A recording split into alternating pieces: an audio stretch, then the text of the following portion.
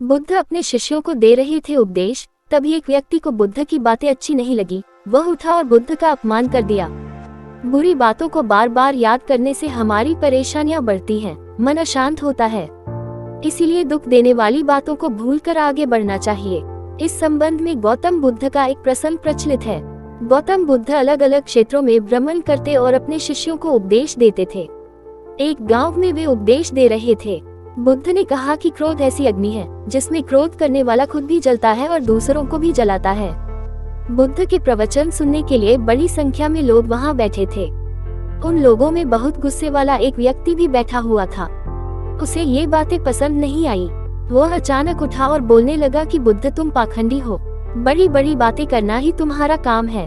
तुम लोगों को भ्रमित कर रहे हो। तुम्हारी ये बातें आज कोई मायने नहीं रखती हैं। व्यक्ति लगातार बुद्ध को अपमानजनक बातें सुना रहा था।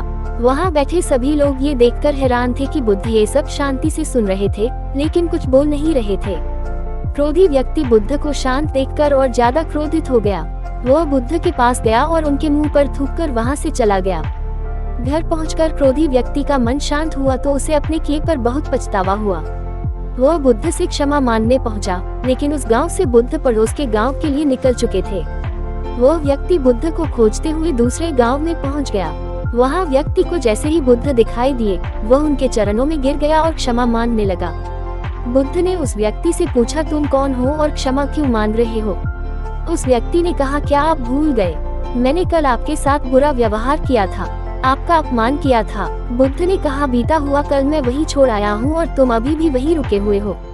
तुम्हें गलती पर पछतावा है, तुमने पश्चाताप कर लिया, अब तुम निष्पाप हो गए हो। बुरी बातें याद करते रहने से हमारा आज बर्बाद हो जाता है। इस आदत की वजह से भविष्य भी बिगड़ सकता है।